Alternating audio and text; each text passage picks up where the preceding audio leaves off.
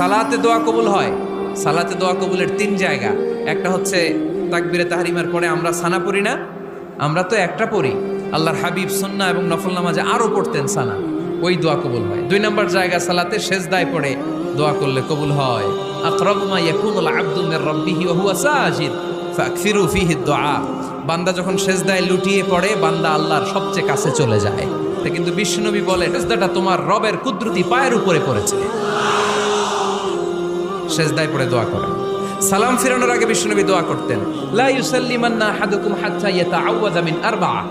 আল্লাহর হাবিব বললেন, 4 জিনিস থেকে পানাহ না আছে আমার কোন উম্মত যেন সালাম না ফিরায়। তারা যেন পড়ে, আল্লাহুম্মা ইন্নী আউযু বিকা মিন আযাবিল কবর, আউযু বিকা মিন আযাবি জাহান্নাম, আউযু বিকা মিন ফিতনাতিল মাহইয়া ওয়াল মামাত, আউযু বিকা মিন ফিতনাতিল মাসিহিদ দাজ্জাল।